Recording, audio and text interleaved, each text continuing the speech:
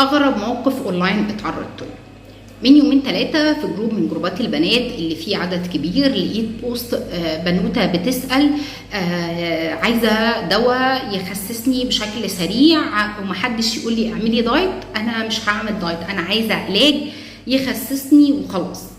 ولقيت سيل من الكومنتات باسماء ادويه غير مجهوله المصدر، غير مرخصه، واللي بيرشح لها دكتور معين بيبيع دواء، واللي بيرشح لها صفحه معينه بتبيع دواء، واللي منزل لها صور ادويه ب 400 وب 800 وبارقام خزعبليه خالص، وخسيت عليه مش عارف ايه، وخسيت عليه مش عارف ايه، والصفحه الفلانيه دي بتبيع الدواء الفلاني، وكأن حد منزل صور طالب درسات بتفاصيل معينه والناس داخله ترد عليه بصور الدرسات دي، كأن الادويه دلوقتي بقت ايه، عرض وطلب.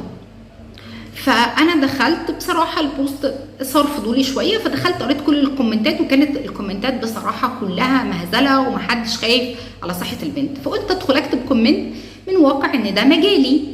كتبت لها هنقول لك خبرتي، انا كتبت كده بالنص، هنقول لك خبرتي بواقع 15 سنه شغل، وسمع حالات مش بس عشان انا دكتوره، سمع حالات كتير. انتي بتاخدي حاجه اخطر من المخدرات ودي بتهدد حياتك، وما تشتريش اي دواء في علبه صفيح، ما تشتريش اي دواء ما فيهوش نشره طبيه من جوه، ما تشتريش اي دواء مش مرخص من وزاره الصحه وتعملي عليه سيرش تبع وزاره الصحه على جوجل وتشوفي هل هو مترخص من هيئه الصحه والدواء ولا لا.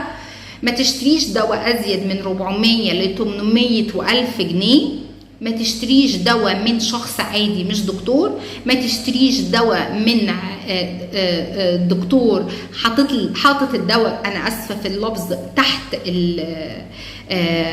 تحت المكتب او في المخزن، فما يعني مش موجود في الرفوف بتاعت الصيدليه، معنى كده ان ده دواء مش مصرح ببيعه. وقلت لها ده نص الكلام اللي انا كتبته، انا بقول لكم اللي حصل بالحرف وربنا شاهد على كلامي. قلت لها واسمحي لي اقول لك ويا رب ما كنتش ضايقتك، محتاجه تغيري طريقه تفكيرك قبل ما تغيري شكلك. مش مهم شكلك، المهم طريقه تفكيرك، علشان ما تجريش ورا دواء ممكن يهدد حياتك. كل الكومنتات اللي اتذكرت محدش عارفك ولا عارف صحتك ولا عارف طبيعه يومك ولا عارف مشاكلك الصحيه، ولا انت انسه ولا مدام ولا بترضعي ولا حامل ولا عامله عمليات ولا لا، ولا هيموجلوبينك كام ولا لا، ولا ممكن ياثر ده بالسلب على حياتك ولا لا. فدخلت قالت لي، انا توقعت بقى الكومنت بتاعي هتفهم قصدي ايه، يعني الكومنت جاي من حد ده مجال شغله، مش هقول دكتوره ولا مش دكتوره، ده مجال شغله. قالت لي انا مش عايزه نصيحه منك، انا طالبه حاجه معينه، يا تقوليها يا ما تقوليهاش يا ما تتكلميش. فقلت لها انا اسفه كنت ضايقتك، انا حبيت، انا خايفه عليكي واتكلمت من واقع خوفي عليكي، دي حاجه ترجع لك، لو عايزه نصيحتي في اي وقت انا في الخدمه من غير اي مقابل. فخلت حد صدق على كلامي، كل ده في الريبلاي، والدكتور معاه حق، انا من الناس اللي اتهددت حياتها بسبب الدواء ده وضغط عالي ودخلت المستشفى بسبب الادويه دي. وهي مصره وقالت غيركوا فادني وانا مش محتاجه نصيحه من حد غير اللي انا عايزاه فقط. هي مسحت البوست انا دخلت اعتذرت لها رغم ان انا عارفه ان انا مش غلطانه، بس حبيت اوضح لها الفرق بيني وما بين الكومنتات الثانيه. انا اسفه كنت ضايقتك، انا بتكلم من واقع خوفي، ما تفرحيش بحد بيعرض عليكي دواء هيكسب من وراكي. هو بيكسب مش عايزه اقول لك جنيه ولا 2، هو بيكسب الافات من وراكي. فما تجريش ورا حد هو مش خايف عليكي ومش باقي عليكي.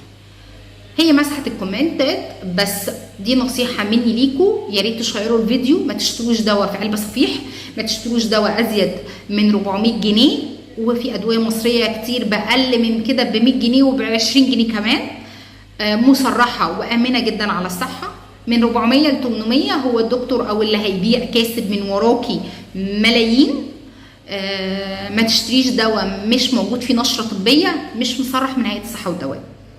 خدوا بالكم من صحتكم، دي اوهام اوهام اوهام.